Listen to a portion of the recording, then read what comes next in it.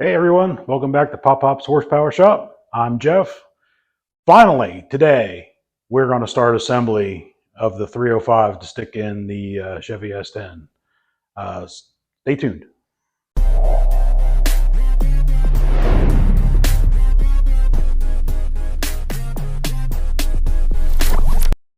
All right, got the engine back from the machine shop.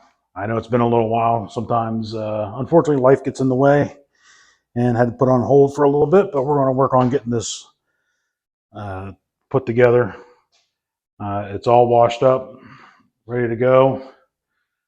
Sorry, I missed I thought I had recorded the video of doing the plastic gauge to check all the mains, but for some reason it did not record. Anyway, so it's standard mains except for the rear. The rear was actually a little loose, so it is actually half a standard and half a 1,000. So it actually tightened it up a half a thousandths. We have about 2,000 clearance on the first four and just about 3 on the rear main. The rear main actually needs to be a little bit looser on these. So what we're going to do next is get out the assembly lube. We're going to lube these up real good, stick the crank in it, get the main bearings on and torqued down, and then we will be ready for rods and pistons. All right, this assembly lube was recommended by my machine shop. Normally on racing engines, we actually just usually put them together with 50 weight oil, being they're going to go off our stand right onto the dyno or right into the race car, so they're not sitting around too long. But this is Stay Lube engine assembly oil from CRC. It says that it dissolves in engine oil, so once it gets fired up, this will all dissolve, and it's not super sticky. And he says he has engines that sit around for 6-8 months, and he uses this because it does not get hard inside the engine. So we're going to give it a shot. We're going to apply a thin layer to all the main bearings, and we're going to set the crankshaft in, and then we're going to put the caps on with another thin layer of assembly lube.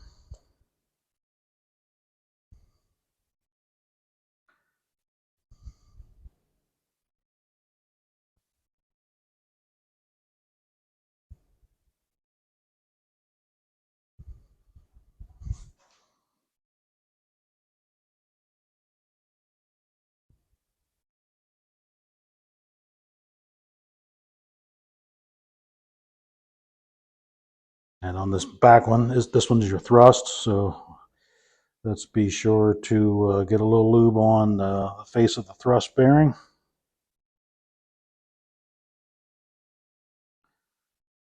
Like so. Put the cap back on. Let's go get the crank and put that in.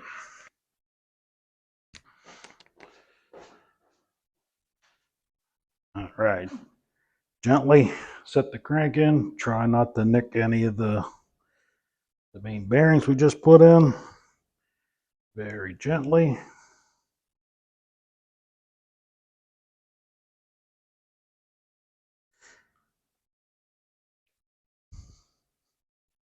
There we go. Now we're going to go ahead and get the main bearings and caps, and we'll get those in.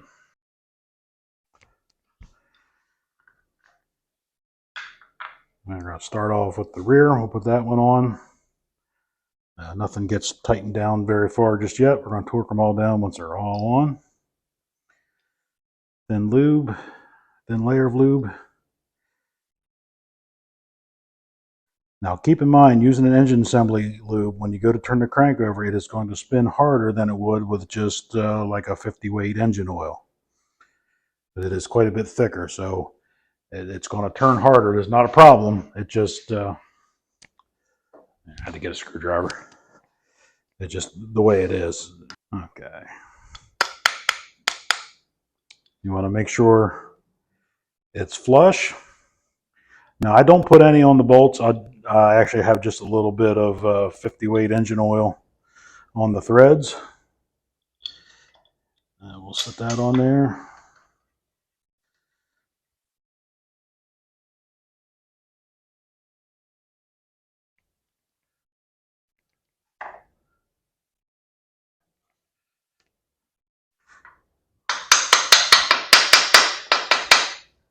Very light tap with the hammer. Get it down in its seat. And we will snug these up. I'm just going to run them in. They're just getting snugged down.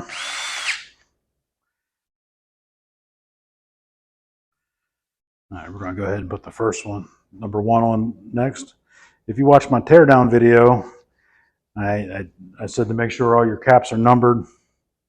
Obviously, you know the last one, but the other ones do look the same. This one happens to be numbered. I don't know if you can see it. This is number 1 and has an arrow pointing. That it goes to the front. If you did not number them, and they are not numbered, good luck putting them together. When you put it in, just make sure everything spins. Should be okay. If it does not, that means they're not correct or your line bore's off. You may need to take it back to the machine shop. So we got the cap all cleaned up. Slide the bearing, make sure it's in the tab. And also, if you're rebuilding an old engine like this one, make sure the groove for the tab on the bearing is all cleaned out. You know, after 30 years, they get a little bit of sludge build up in them. Put that one in. A little assembly lube.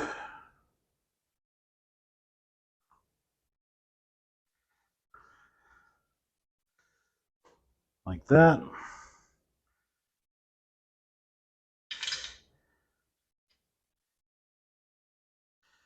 Arrow pointed to the front. Light tap. Get it in its seat. And we're going to go ahead and snug these up.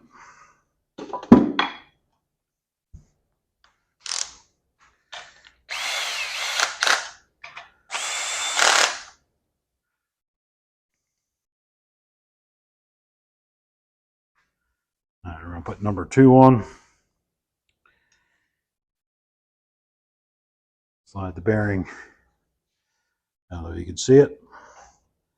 There's a tab right there and a groove and then a tab on the bearing. Just put the groove in.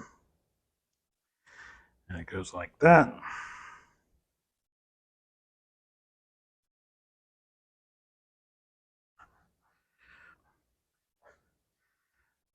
Now, if you're just not having an arrow to the front, the grooves would go, there's a groove and a tab in the block and in the cap. They actually go on the same side, so you don't want your cap turning backwards. So the tabs all go down this side. Some assembly lube.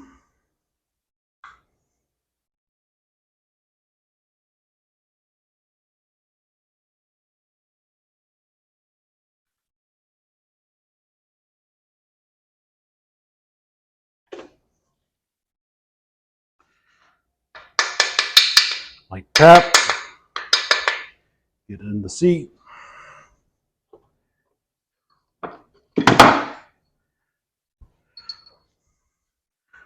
Just a light amount of engine oil. And I put a little up here where the head of the bolt goes against the cap.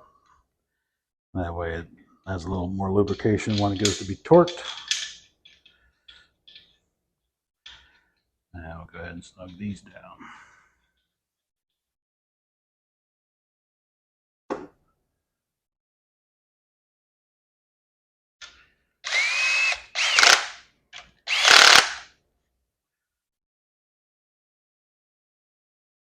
Now, if you remember from the teardown video, this had like, I guess they're going to call it a windage tray. So a couple of these have a stud on them, which is a little tricky to find a socket that goes over them. I actually went to Lowe's and got the Cobalt brand 16 millimeter deep well impact. And the reason I got that one is that it's open the whole way through and it doesn't have a tapered end on it, so it slides right over these real well.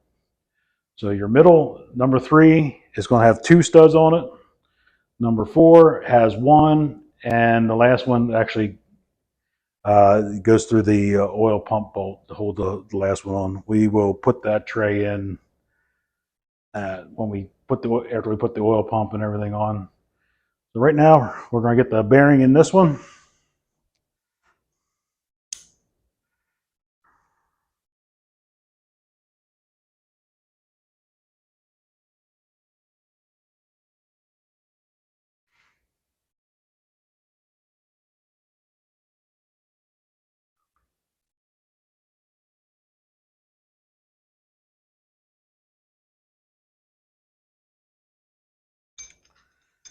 All right, arrow pointing front.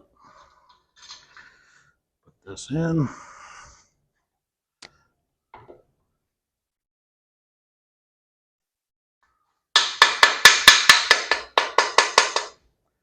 Little tap.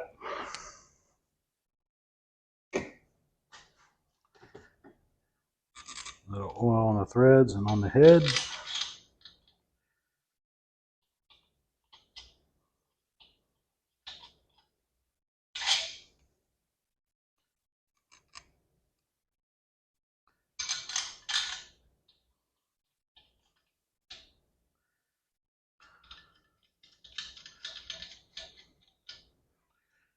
Let's see if we can run this down.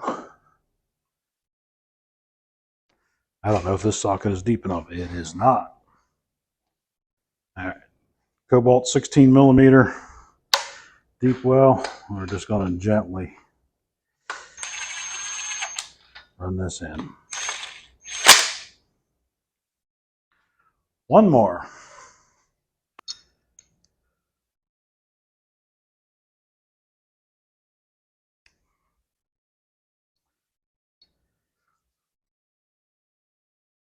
Okay, some assembly lube.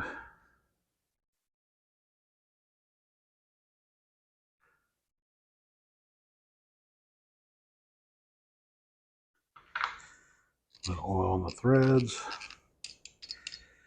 Under the head of the bolts.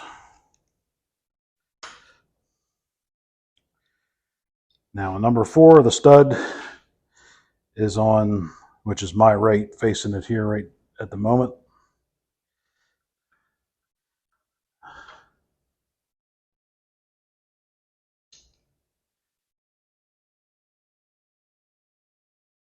There, go ahead and tap that in and snug it down.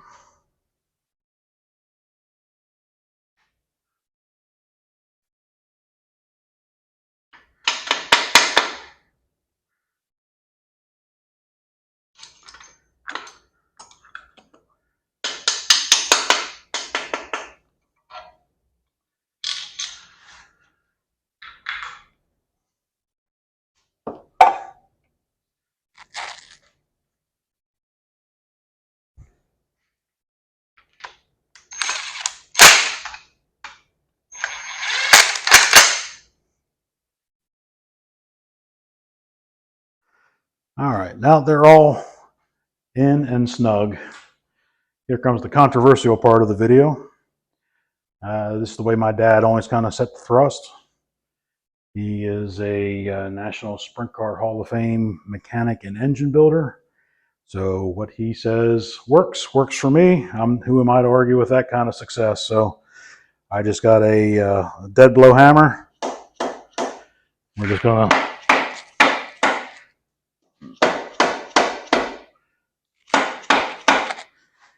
hit it back and forth, and that actually spins very nice. It was a little tight to start with, but that did free it up. Now we are ready to torque the main bearings down. Okay.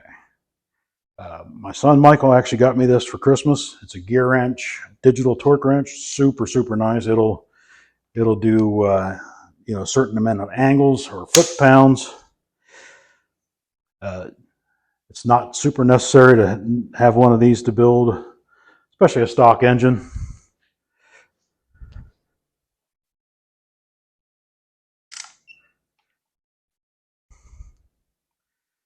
So the main bearings get torqued to 70 foot-pounds if I get this thing to turn on. There we go.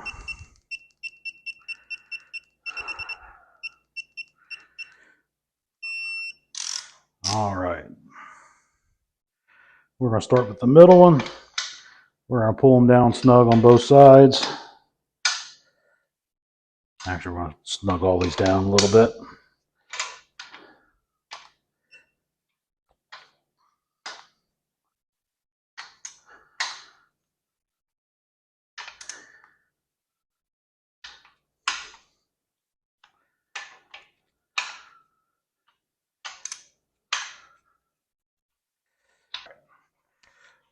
Funny story, as I was setting this to 70 foot-pounds, the batteries in my torque wrench just died. So, okay, we're all set. We've got 70, and this will vibrate when it gets close, and then it beeps when you get to 70.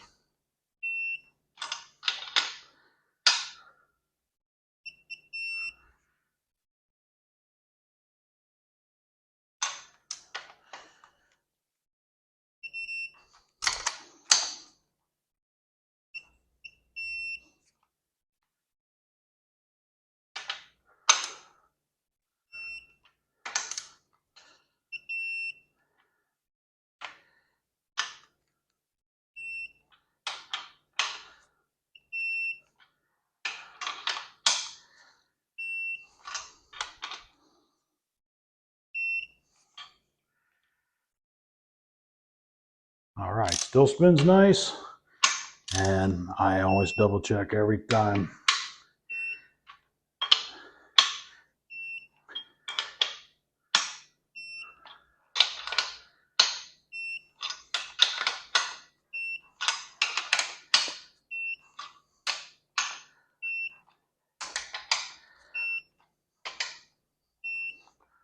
All right, there we have the crank installed. It actually spins over very nice. Up next, we are going to get the rods and pistons ready and install those. Stay tuned for that video. Thanks for watching.